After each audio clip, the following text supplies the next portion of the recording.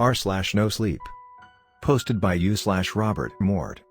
We're not supposed to watch the local broadcast channel. We ran into Nathan's room. Ben dragged a chair over, wedging it underneath the doorknob. Then we both stood there, paralyzed, staring at the door as if we expected the newscaster to crawl out of the TV and break in any second. I could still hear his voice, loud and clear, drifting up to us. Today, Susan Thompson asked her husband Bill for the 54th time to fix the stove. Later that night, she used the search term "Can police trace cyanide?" Margaret Lou took a pregnancy test today. It's positive. How is she going to tell her boyfriend? It's not his? In other news, a beautiful Labrador puppy was adopted by Liana Dobbs. Hopefully she can afford to feed it with her crippling $17,346 in credit card debt. "We need to get out of here," Ben whispered. "They probably got bugs in every room. Every house in this damn neighborhood." Oh. Suddenly, I felt relief at this real-world explanation. "You think our house is bugged?" Yeah. How else would that guy be able to hear and see us? I guess that's the only way." Ben bent over Nathan. "Hey, buddy. We're going for a drive, okay?" He hoisted Nathan up, and the three of us started towards the door. Then I stopped. "It's quiet," I whispered. "Good. So the TV finally went off." "But we didn't turn it off. We tried to, earlier. Maybe it just turned off now." He sighed. "Come on, this kid is heavy. Open the door." Reluctantly, I dragged the chair away. My hand fell on the doorknob, and then I pulled it open. I poked my head out. The hallway was empty. I stepped into the darkness and we crept forward. Eerie blue light flickered across the stairs. "The TV's still on," I whispered. "Okay. So maybe the volume went off or something." Ben's voice grew hurried, more nervous. "Come on, let's just get out, okay? The car keys are next to the door." Dread filled me. Don't go downstairs. That's what every gut instinct was telling me. I couldn't face those horrible, hollow blue eyes and that knowing smile. But then Ben started forward, and I couldn't let him and Nathan go first. I darted in front of them. As I descended, the scene came into view. The TV was on. The newscaster sat at his desk, silently. I would have thought it were a photo if not for his index finger, slowly tapping on the wood. And then he started speaking again. As if he'd been waiting for us to return. "What else can we say about the Hernandez family?" he asked, slowly, canting his head. "Oh, yes. They have a little boy who loves Minecraft and Paw Patrol. Nathan William Hernandez. A happy accident, for a couple that vowed to remain childless." He paused, and I swear, it looked like his eyes were directly on Ben's. Or was it? I looked up at Ben. "Go," he said, grabbing my hand. We hurried down the front porch steps, Nathan bouncing on his father's back. They dove into the back as I got into the driver's seat. The engine revved underneath us. As I pulled out of the driveway, I glanced up at the house. The eerie, blue light of the TV flickered through the blinds. "Where are we going?" I asked, finally breaking the silence. "Hotel. There's one on Main Street. We'll be safe there." I tore down the street, my fingers sweaty against the wheel. I rolled through the stop sign at the end, turned left, and then screeched to a stop. There was a figure standing in the road. "Melinda. Stop the car," she yelled, waving her arms. Ben rolled down his window. "I know what you did," she whispered. "You watched the channel, didn't you?" "I saw the TV on when I drove by your house. I was just about to come over there." "We're going to a hotel," he said, glancing at me. "No. You won't be safe at a hotel. They have TVs all over the place. Cables hooked up everywhere." She shook her head, dark hair falling around her face. "Come on inside. You'll be safe with me." Ben looked at me. I hesitated, then nodded.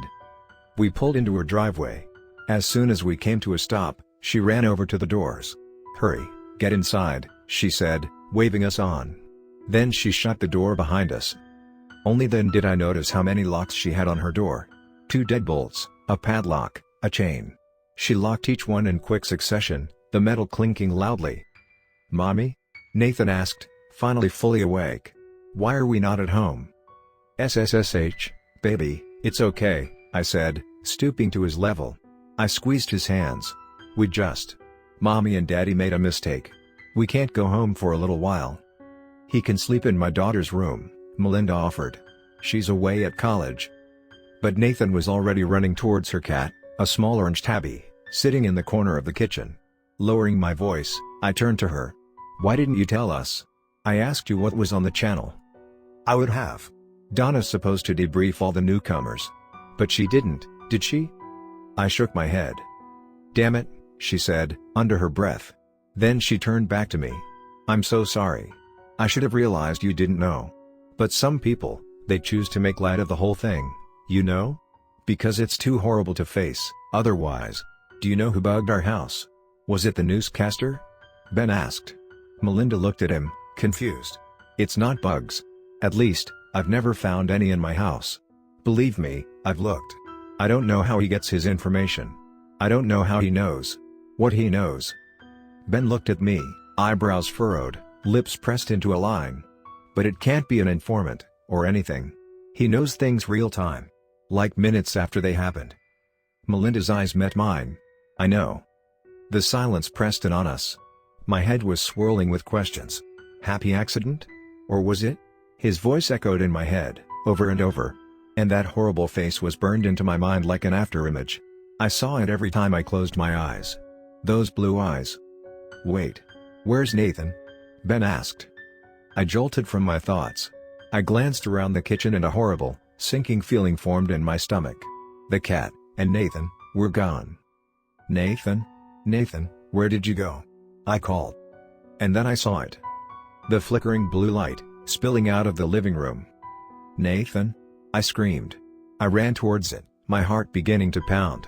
"Nathan, don't turn on the TV. Don't you dare." I stumbled into the room. The TV was on. But the newscaster was gone, only his empty chair, the wooden desk, and the blinding blue background filled the screen. "Nathan?" No. The room was empty. And the back door was hanging wide open.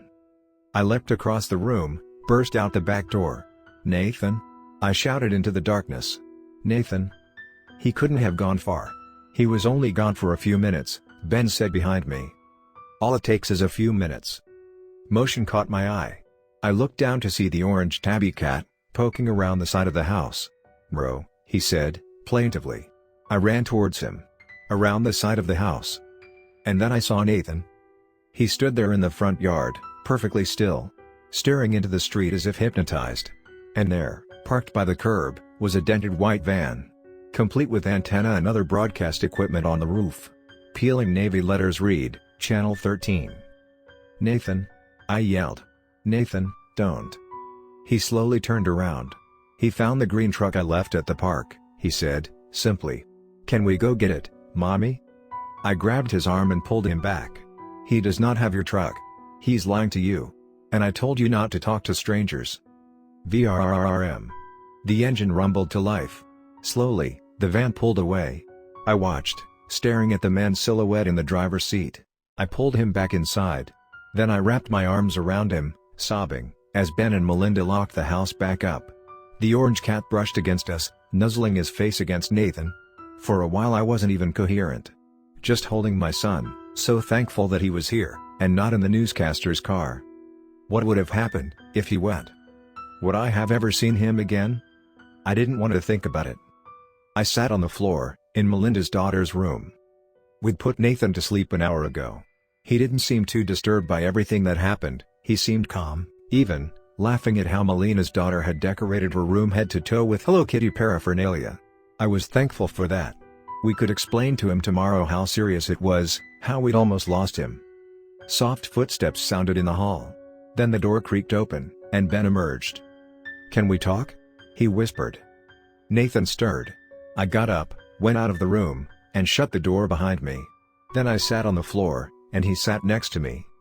A heavy silence fell over us. I could feel the question lingering in the air, but I didn't have the courage to ask it. That would only make it more real. Ben spoke first. "We should talk." I turned to him.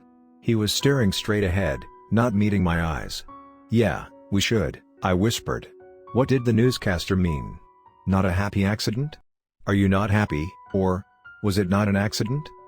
He looked up, his eyes finally meeting mine. "It wasn't an accident." "What do you mean, it wasn't an accident?" I wanted a kid. So I tampered with the condom. But what does it matter, now? He stuttered. You love Nathan, don't you? Of course I love Nathan, I said, my voice trembling. So you should be happy it happened. I balked. What?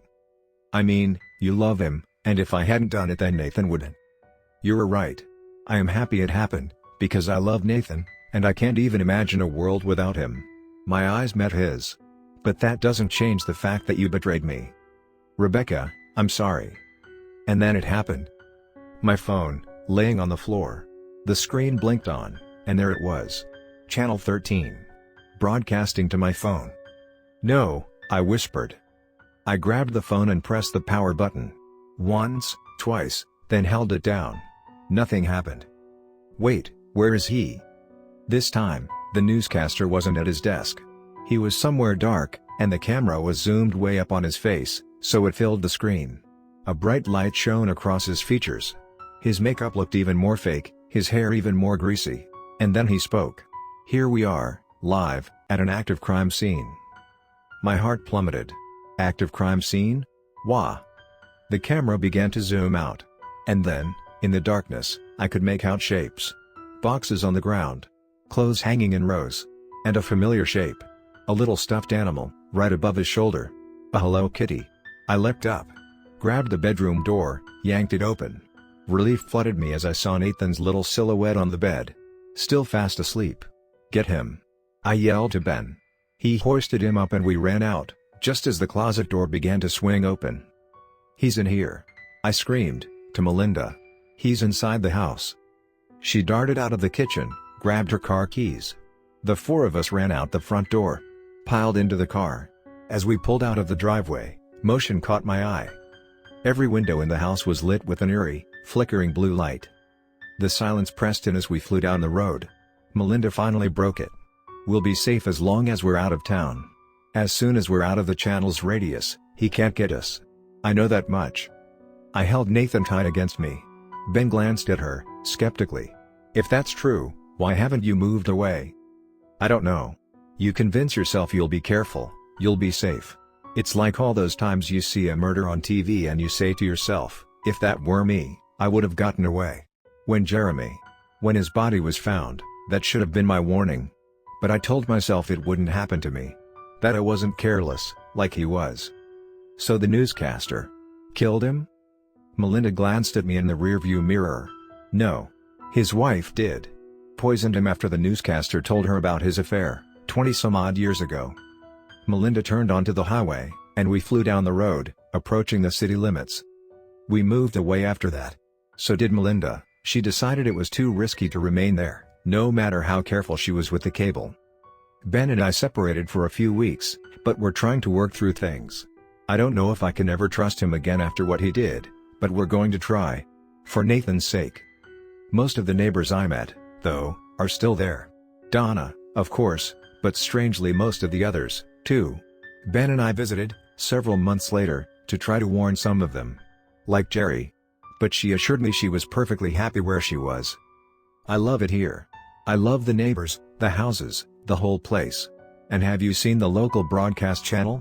She grinned, broadly. It's incredible. You all should watch it with me, sometime.